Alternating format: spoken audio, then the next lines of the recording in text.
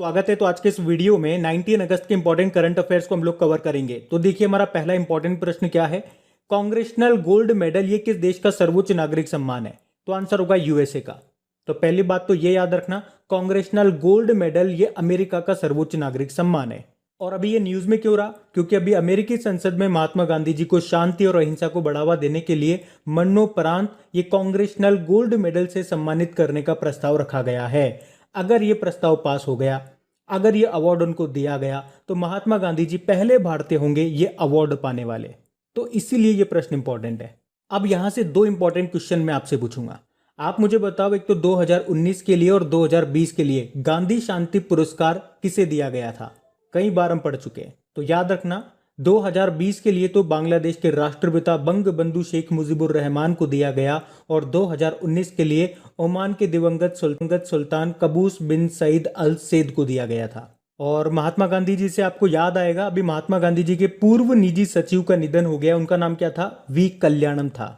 तो याद रखना, यूएसए का सर्वोच्च नागरिक सम्मान क्या कहते हैं? उसको कांग्रेशनल गोल्ड मेडल कहते हैं। इसी तरह से कुछ और देशों के भी सर्वोच्च नागरिक सम्मानों के बारे में आपको पता होना चाहिए, जो अभी न्यूज में रहते, कम से कम वो तो याद रखो आप। जैसे कि मालदीव का सर्वोच्च नागरिक सम्मान क्या कहते हैं? उसको निशान इजुद्दीन। साउथ कोरिया का है सियोल शांति पुरस्कार। फिलिस्तीन का है ग्रैंड कॉलर पुरस्कार। अफगानिस्तान का है आमिर अमानुल्लाह खान पुरस्कार। ये याद रखना क्योंकि अभी अफगानिस्तान काफी न्यूज में है। उसी तरह से रशिया का है the order of saint Andrew the apostle. United Arab अमीरात का है ऑर्डर ऑफ जायद। सऊदी अरब का है किंग अब्दुल्ला अजीज शेष पुरस्कार। बहरीन का है the king Hamad order of the renaissance पुरस्कार। और ये सारे अभी न्यूज में रहते, इसलिए ये मैं आपको बता रहा हूं पर्टिकुलर। वैसे तो काफी सारे देश हैं, सबके अपने अपने सर्वोच्च नागरिक सम्मान होंगे, लेकिन मैं यही आपको क्यों बता रहा हूं? क्योंकि ये सारे सम्मान नरेंद्र मोदी जी को मिल चुके हैं। इसके अलावा यूनाइटेड नेशन का सबसे बड़ा पर्यावरण सम्मान है champions of the earth award, ये भी इनको मिल चुका है। तो कम से कम ये न्यूज में थे, तो ये तो आप याद रखना। अच्छा, यूएसए और कनाडा की बॉर्डर लाइन को क्या कहते हैं? 49th पैरेलल कहते हैं। अब एक इंपॉर्टेंट प्रश्न मैं आपसे यहां से पूछने वाला हूं, ध्यान से सुनना। महान झील प्रदेश ये किस देश में स्थित है? तो इसका आंसर होगा यूएसए। एक्चुअल में यूएसए और कनाडा की सीमा पर 5 झीलें हैं, उन्हीं को कहते हैं महान झीलें, ग्रेट लेक। और आपको याद होगा कल हम लोगों ने जो टॉप 5 स्टैटिक क्वेश्चंस पढ़े थे, उसमें ये क्वेश्चन भी मैंने कवर किया था। और इससे रिलेटेड जो भी इंपॉर्टेंट फैक्ट्स थे वो सारे मैंने आपको कवर करवाए थे कि वो 5 झीलें कौन कौन सी है, उसमें सबसे बड़ी कौन सी है, सबसे छोटी कौन सी है, कौन सी दोनों के बॉर्डर पे आती है, कौन सी यूएसए के अंदर आती है। तो अगर आपने कल वो टॉप 5 स्टैटिक क्वेश्चंस वाला लेक्चर पढ़ा है तो कमेंट बॉक्स में टाइप करके बताइए कि वो 5 झीलें कौन कौन सी हैं। और अगर आप में से किसी ने अभी तक वो लेक्चर नहीं सुना है तो डिस्क्रिप्शन में आपको लिंक मिल जाएगा, टॉप 5 स्टैटिक क्वेश्चंस के नाम से वो लिंक मिल जाएंगे, वहां जाकर के आप उसे सुन सकते हो। अभी फिर बताइए, अभी हाल ही में the dream of revolution a biography of Jayaprakash Narayan नाम की बुक को किसने लिखा है? तो आंसर होगा बीमल प्रसाद और सुजाता प्रसाद ने। तो क्रांतिकारी नेता और स्वतंत्रता सेनानी थे ये जयप्रकाश नारायण, और उन्हीं की जिंदगी पर आधारित है ये नई किताब, जिसे अभी 23 अगस्त को रिलीज किया जाएगा। इस किताब का नाम याद रखना, the dream of revolution a biography of Jayaprakash Narayan. इसमें नारायण जी की जिंदगी से जुड़े हुए कुछ किस्से और ऐसी कहानियां हैं जो पहले कभी नहीं बताई गई हैं। इसे लिखा किसने है? तो इतिहासकार बीमल प्रसाद और लेखिका सुजाता प्रसाद ने। देखो, जयप्रकाश नारायण के बारे में कुछ बातें आपको बताऊं तो इन्हें 1970 में इंदिरा गांधी के विरुद्ध विपक्ष का नेतृत्व करने के लिए जाना जाता है। उन्होंने इंदिरा गांधी को पद से हटाने के लिए संपूर्ण क्रांति नाम से एक आंदोलन भी चलाया था। उन्हें लोक नायक के नाम से भी जाना जाता है। अगर मैं आपसे पूछूं लोकमान्य के नाम से किसे जाना जाता है तो आप बता दोगे, लोकमान्य गंगाधर तिलक को। और जयप्रकाश नारायण को भारत रत्न, भारत का सर्वोच्च नागरिक सम्मान है भारत रत्न, वो भी मिला है। मरणोपरांत मिला इन्हें 1998 में।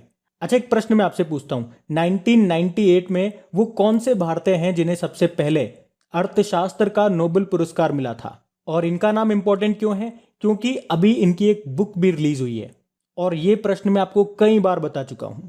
तो अब आपकी बारी, आप बताओ।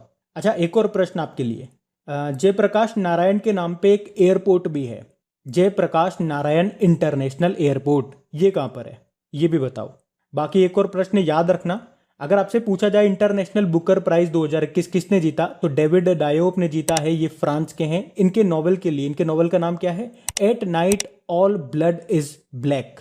तो ये नाम भी ध्यान रखना, बढ़ते आगे। फिर बताइए, अभी हाल ही में स्मार्ट हेल्थ कार्ड प्रदान करने वाला पहला राज्य कौन सा बन गया है? तो आंसर होगा उड़ीसा। तो उड़ीसा में चलती है एक बीजू स्वास्थ्य बीमा योजना, और इसी योजना के तहत राज्य के लोगों को स्मार्ट हेल्थ कार्ड दिए जाएंगे, और इस तरीके से स्मार्ट हेल्थ कार्ड प्रदान करने वाला पहला राज्य बन गया उड़ीसा। तो इस योजना में है क्या? ये जो बीजू स्वास्थ्य बीमा पटनायक है, इस योजना में है क्या? तो इसमें हर परिवार को 5 लाख रुपए का सालाना स्वास्थ्य बीमा दिया जाता है, और उस परिवार की महिला सदस्य को 7 लाख रुपए का वार्षिक बीमा कवरेज मिलता है। अच्छा, उड़ीसा से एक महिला का नाम काफी न्यूज में है। क्या नाम है उनका? सुष्मिता लेंका। अभी आपको याद होगा, पेंगोलिन के संरक्षण के लिए एशिया पर्यावरण प्रवर्तन पुरस्कार, एशिया एनवायरमेंट एनफोर्समेंट अवार्ड मिला था इनको। तो आप ये बताओ, भूकंप अलर्ट एप्लीकेशन को लॉन्च करने वाला भी पहला राज्य कौन सा बना था? तो आंसर होगा उत्तराखंड। और इसे किसकी मदद से बनाया गया? आईआईटी रुड़की की मदद से। अगर आपसे पूछा जाए भारत का पहला ड्रोन फॉरेंसिक अनुसंधान केंद्र रिसर्च सेंटर कहां पे खुला? तो आंसर होगा केरल में। चलो ये बताओ, सैटेलाइट फोन से लेस होने वाला भारत का पहला नेशनल पार्क कौन सा बना? तो आंसर होगा काजीरंगा नेशनल पार्क, जो कि एक सींग वाले गेंडों के लिए फेमस है। ये आपको मिलेगा असम में। उसके अलावा आपको याद होगा, दुनिया का पहला अनुवांशिक रूप से संशोधित जेनेटिकली मॉडिफाइड रबड़ का पौधा लगाया गया था। कहां पे? असम में। अभी देश का पहला वाटर प्लस शहर कौन सा बना? इंदौर बना है। और भारत की सबसे हल्की मेट्रो ट्रेन ये किस शहर में लॉन्च होगी? तो याद रखना, पुणे महाराष्ट्र में। और पुणे महाराष्ट्र से आपको याद आएगा हर्षित राजा का नाम। अभी हमारे 69 नंबर के ये ग्रैंड मास्टर बने हैं। अब बात उड़ीसा की हो रही है, तो ये रहा मैप में उड़ीसा।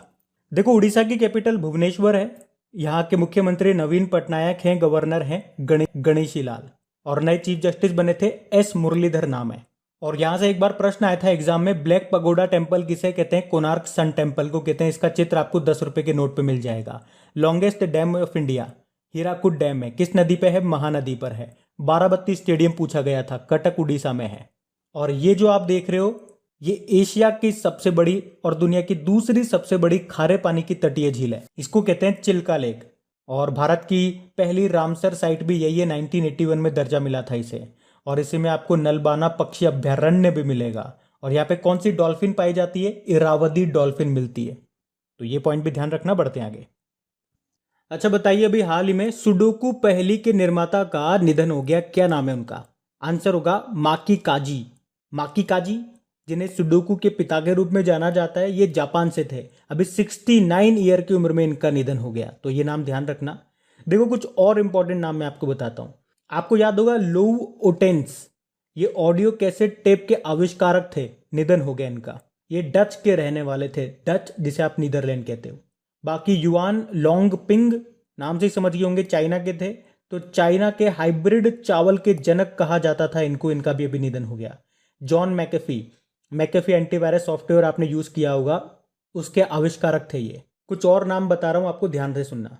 नंदू नाटेकर का नाम हमने पढ़ा था, और मैंने आपको कहा था ये नाम इंपॉर्टेंट है। क्यों? क्योंकि 1956 में अंतरराष्ट्रीय खिताब जीतने वाले पहले भारतीय बैडमिंटन प्लेयर थे ये। उसके अलावा 1961 में स्थापित पहला अर्जुन अवार्ड भी इनको मिला था।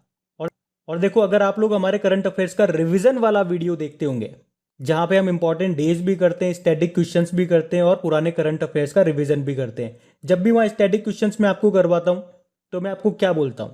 वैसे तो स्टैटिक क्वेश्चंस का भरमार है, बुक्स आपको मार्केट में मिल जाएगी, हजारों लाखों क्वेश्चन मिल जाएंगे। लेकिन एग्जाम में आपसे किस तरह के स्टैटिक क्वेश्चन पूछे जाते हैं? ज्यादातर वो क्वेश्चन आपसे पूछे जाएंगे जो अभी करंट अफेयर्स में कहीं ना कहीं लिंक कर रहे होंगे।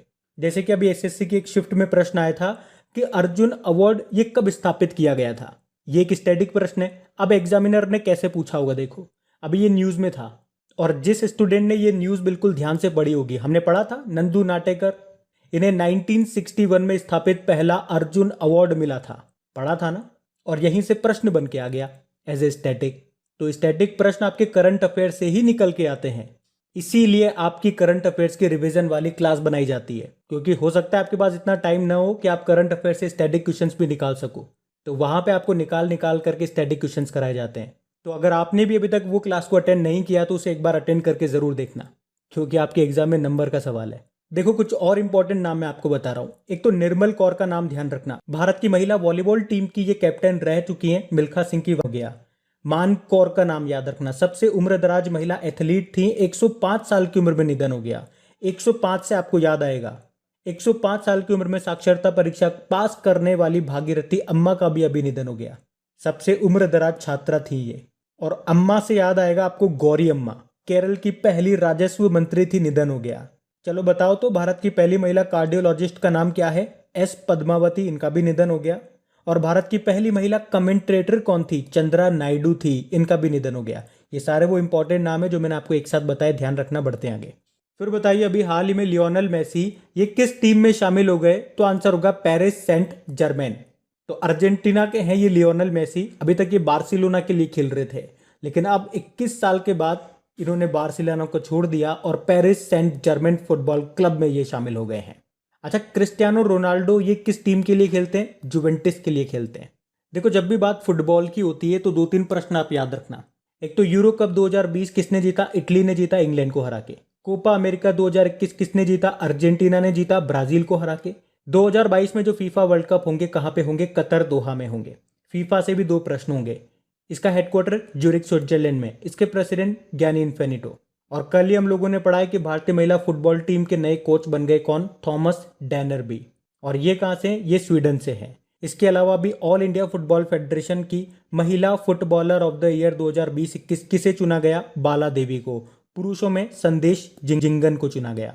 तो कम से कम इतने फैक्ट्स याद रखना, बढ़ते आगे। फिर बताइए अभी हाल ही में किस बैंक ने फ्रूट्स पोर्टल को लॉन्च किया? तो आंसर होगा केवीजी बैंक, मतलब कर्नाटक विकास ग्रामीण बैंक। इसने कर्नाटक सरकार के साथ मिलकर के ये फ्रूट्स पोर्टल लॉन्च किया। फ्रूट्स का क्या मतलब हो गया? Farmer registration and unified beneficiary information system.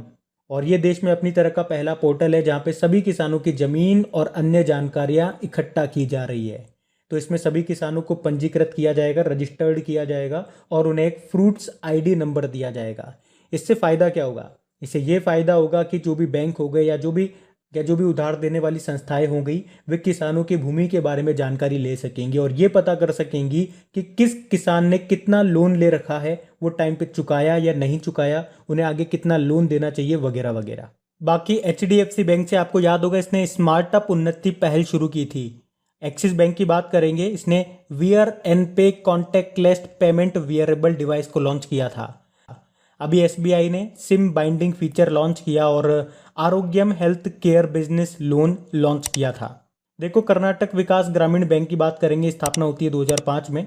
इसका हेडक्वार्टर धारवाड़ कर्नाटक में है और इसके चेयरमैन कौन है? P गोपी कृष्णा। बढ़ते हैं आगे। फिर बताइए अभी हाल ही में जाम्बिया के राष्ट्रपति कौन बन गए? तो आंसर होगा हकेंडे हिचिलेमा। तो अफ्रीकी देश है जाम्बिया और अभी यहाँ पर राष्ट्रपति पद के लिए चुनाव हुए थे जिसे जीत लिया हकेंडे हिचिलेमा ने। इनकी पार्टी का नाम है United party for national development और अब ये एडगर लुंगू का स्थान लेंगे। कौन? हगेंडे हिचिलेमा। बाकी एडवर्ड हैगर स्लोवाकिया के नए प्रधानमंत्री बने। मारियो द्रागी इटली के नए प्रधानमंत्री बने थे। और बात यहाँ पे जाम्बिया की है तो ये रहा मैप में जाम्बिया। कैपिटल इसकी लुसाका है, करेंसी है जाम्बियन कोचा। नए राष्ट्रपति बन गए हकेंडे हिचिलेमा। बढ़ते हैं आगे। फिर बताइए अभी हाल ही में MAMI फिल्म फेस्टिवल के अध्यक्ष किसे बनाया गया? तो आंसर होगा प्रियंका चोपड़ा को। तो दीपिका पादुकोण के पद से हटने के 4 महीने बाद प्रियंका चोपड़ा को Mumbai academy of moving image ने अपना अध्यक्ष बनाया है। प्रियंका चोपड़ा से 2 पॉइंट आपको याद होंगे। अभी इटली की एक लग्जरी ब्रांड है बुल्गारी, उसने इन्हें ब्रांड एम्बेसडर बनाया था। इन्होंने बुक भी लिखी थी अभी, अनफिनिश्ड उसका नाम है। देखो, विद्या बालन की बात करेंगे तो इनके नाम पर कश्मीर के गुलमर्ग में फायरिंग रेंज का नाम रखा गया है। वंदना कटारिया, ये हमारी महिला हॉकी टीम की एक प्लेयर है। अभी इन्होंने टोक्यो ओलंपिक में एक ही गेम में 3 गोल करके रिकॉर्ड बनाया था और उसके लिए अभी उत्तराखंड सरकार ने, उत्तराखंड की है ये, तो उत्तराखंड सरकार ने 25 लाख रुपए दिए इन्हें और महिला सशक्तिकरण विभाग का इन्हें ब्रांड एम्बेसडर भी बनाया है। तो ये भी ध्यान रखना। बढ़ते हैं आगे। फिर बताइए अभी 16 अगस्त 2021 को किस राज्य या यूनियन टेरिटरी में डी जूरे ट्रांसफर डे यानी कि कानूनी हस्तांतरण दिवस ये मनाया गया? तो आंसर होगा पुडुचेरी। एक्चुअल में हुआ क्या था? 16 अगस्त 1962 को पुडुचेरी ये भारतीय संघ में शामिल हो गया था। और वैसे पुडुचेरी किसके अधीन था? तो फ्रांस के अधीन था। वैसे फ्रांस से ये आज़ाद हो गया था 1954 में ही, लेकिन ये भारतीय संघ में शामिल कब हुआ था? 16 अगस्त 1962 को। इसीलिए पुडुचेरी में 16 अगस्त को ये डी जूरे ट्रांसफर डे के रूप में मनाया जाता है। अच्छा, अगर मैं आपसे पूछूं गोवा ये किसके अधीन था? ये पुर्तगाल से अधीन था। पुर्तगाल से आज़ाद कराने के लिए हमने ऑपरेशन विजय चलाया था। और गोवा पुर्तगाल से कब आज़ाद हो गया था? 1961 में। बाकी बात पुडुचेरी की है तो ये रहा मैप में पुडुचेरी। देखो पुडुचेरी में 4 जिले आते हैं। एक तो पौंडीचेरी सिटी, एक कराईकल जो कि तमिलनाडु में आता है, माहे जिला ये केरल में आपको मिलेगा, यनम जिला ये आपको आंध्र प्रदेश में मिलेगा। और याद रखना ये जो माहे जिला है क्षेत्रफल की दृष्टि से एरिया वाइज भारत का सबसे छोटा जिला है। और एक बार एग्जाम में प्रश्न आया था कि पुडुचेरी का जो हाई कोर्ट है ये कहाँ पर है, तो जो चेन्नई हाई कोर्ट है वहीं पे इसके मामले देखे जाते हैं। और अभी पुडुचेरी के नए मुख्यमंत्री बने थे एन रंगास्वामी। और यहाँ के लेफ्टिनेंट गवर्नर का एडिशनल चार्ज किसके पास है? तो तेलंगाना की गवर्नर के पास। और तेलंगाना की गवर्नर कौन है? तमिलिसाई सौंदरराजन। फिर बताइए अभी हाल ही में सामाजिक न्याय और अधिकारिता मंत्रालय ने कौन सी पहल शुरू की है? तो आंसर होगा तपस। तपस का मतलब हो गया training for augmenting productivity and services. अच्छा, सामाजिक न्याय व अधिकारिता मंत्री social justice and empowerment minister कौन है हमारे? वीरेंद्र कुमार है। अब इसमें होगा क्या? तो इसमें उत्पादकता और क्षमता को बढ़ाने की फ्री ऑनलाइन ट्रेनिंग दी जाएगी, तो ये आपको ध्यान रखना है। अच्छा, अभी आपको याद होगा सामाजिक न्याय और अधिकारिता मंत्रालय ने अभी ऑपरेशन ब्लू फ्रीडम भी शुरू किया था, जिसमें क्या होगा? दिव्यांगजनों की टीम सियाचिन ग्लेशियर पर चढ़ाई करेगी। और आपको याद होगा इसी मंत्रालय ने सुगम्य भारत अभियान भी शुरू किया था। कब? 3 दिसंबर 2015 को। और आप जानते हो 3 दिसंबर को हम अंतर्राष्ट्रीय दिव्यांग दिवस के रूप में मनाते हैं। उसके अलावा अभी वीरेंद्र कुमार ने प्रधानमंत्री दक्ष पोर्टल भी लॉन्च किया था। और इन्होंने ही भिखारियों के लिए स्माइल योजना भी शुरू की थी। उसके अलावा सीनियर सिटीजन के लिए सेज प्रोजेक्ट भी शुरू किया था। और उससे पहले बुजुर्गों के लिए एल्डर लाइन प्रोजेक्ट भी शुरू किया था। चलो आप तो यही बता दो सोशल जस्टिस डे कब मनाया जाता है? तो आंसर होगा 20 फरवरी को। तो ये ध्यान रखना, बढ़ते हैं आगे। फिर बताइए अभी हाल ही में एमवे इंडिया ने किसे अपना ब्रांड एम्बेसडर बनाया? तो आंसर होगा मीराबाई चानू को। मीराबाई चानू आप जानते हो ना, ये वेट लिफ्टर हैं। अभी टोक्यो ओलंपिक 2020 में 49 किलोग्राम कैटेगरी में सिल्वर मेडल जीता था इन्होंने। और अभी प्रोटीन वगैरह बनाने वाला ये ब्रांड है एमवे इंडिया, उसने मीराबाई चानू को अपना ब्रांड एम्बेसडर बनाया है। बाकी नारायण कार्तिकेयन का नाम आपको याद होगा, वैसे तो भारत के पहले F1 ड्राइवर थे ये। अभी जेके टायर एंड इंडस्ट्रीज ने अपना ब्रांड एम्बेसडर बनाया था इनको। जॉन इब्राहिम मोटो जीपी के भारत में ब्रांड एम्बेसडर बने। और Mahendra Singh Dhoni home interior brand है होम लेन, उसके पहले ब्रांड एम्बेसडर बने हैं ये। बढ़ते हैं आगे। फिर बताइए अभी हाल ही में उत्तर प्रदेश ये कहाँ आतंकवाद निरोधी दस्ते कमांडो के लिए एक परीक्षण केंद्र स्थापित करेगी? तो आंसर होगा देवबंद। तो अभी उत्तर प्रदेश सरकार ये सहारनपुर के देवबंद में आतंकवाद निरोधी दस्ते यानी कि एंटी टेररिस्ट स्क्वाड कमांडो के लिए एक प्रशिक्षण केंद्र स्थापित करेगी। कौन? उत्तर प्रदेश। तो ये रहा मैप में उत्तर प्रदेश। देखो आपको पता है उत्तर प्रदेश की कैपिटल लखनऊ है। लखनऊ निर्वाचन क्षेत्र है रक्षा मंत्री राजनाथ सिंह का। लखनऊ किस नदी के किनारे स्थित है? तो गोमती नदी के किनारे। मुख्यमंत्री योगी आदित्यनाथ है और गवर्नर है आनंदीबेन पटेल। अभी उत्तर प्रदेश ने मुख्यमंत्री बाल सेवा योजना शुरू की थी और 2021 के लिए ई पंचायत पुरस्कार जीता है उत्तर प्रदेश ने। उसके अलावा अगर आपसे पूछा जाए कि भारत के किस नगर निगम ने देश में पहला ग्रीन बॉन्ड जारी किया, तो आंसर होगा गाजियाबाद। अभी पॉल्यूशन के मामले में अभी एक रिपोर्ट हमने पढ़ी थी, तो गाजियाबाद कि दुनिया का दूसरा सबसे प्रदूषित शहर बताया गया। देश में बांग्लादेश टॉप पे था, मतलब सबसे प्रदूषित था। अभी उत्तर प्रदेश ने अनूठी उपहार योजना भी शुरू की थी। सस्ती किराया आवास योजना भी शुरू की थी। अभ्युदय योजना भी शुरू की थी। आत्मनिर्भर कृषक समन्वित विकास योजना भी शुरू की थी। उसके अलावा हमने पढ़ा था उत्तर प्रदेश के कुशीनगर में अभी केला महोत्सव मनाया गया था। उसी तरह उत्तर प्रदेश के सिद्धार्थनगर में काला नमक चावल महोत्सव मनाया गया। उत्तर प्रदेश के लखनऊ में गुड़ महोत्सव या जयगिरी महोत्सव मनाया गया। और उत्तर प्रदेश के झांसी में पहली बार स्ट्रॉबेरी महोत्सव मनाया गया था। तो ये भी ध्यान रखना। अब हम बात करेंगे कल के वीडियो में पूछे गए प्रश्न के उत्तर की। तो कल के वीडियो में आपसे पूछा था किसे अशोक चक्र से सम्मानित किया गया, तो आंसर होगा बाबू राम को। और अल्ताफ हसन भट्ट को कीर्ति चक्र से सम्मानित किया गया था। आप सभी ने प्रश्न का बिल्कुल सही उत्तर दिया है। उसके अलावा फिर से आपको याद दिला दूं, टॉप 5 स्टैटिक क्वेश्चंस का अगला वाला पार्ट कल अपलोड कर दिया गया। नहीं सुना तो सुन लीजिएगा, लिंक आपको नीचे डिस्क्रिप्शन में और आपकी क्रैक एग्जाम एप्लीकेशन में जितने भी ऑडियोज अभी अपलोड हुए हैं वो सारे आपको मिल जाएंगे वहां पे एक साथ। और इन सभी क्वेश्चंस की अच्छे से प्रैक्टिस कर लीजिए, इसकी क्विज आप लगा लीजिए। आपकी क्रेक एग्जाम एप्लीकेशन पे जा करके और इन सभी क्वेश्चंस का आप फटाफट से रिवीजन करना चाहते हैं तो उसका ऑडियो रिवीजन भी मैंने तैयार कर दिया है। उसका लिंक भी आपको नीचे डिस्क्रिप्शन में मिल जाएगा ऑडियो रिवीजन करके। और अगर लेक्चर अच्छा लगा, मेरी मेहनत अच्छी लगी है तो प्लीज़ इसे लाइक करके ज़रूर जाना और अपने दोस्तों के साथ में इसको शेयर ज़रूर कर देना। बस इतनी सी बात मेरी रख लेना। Thank you.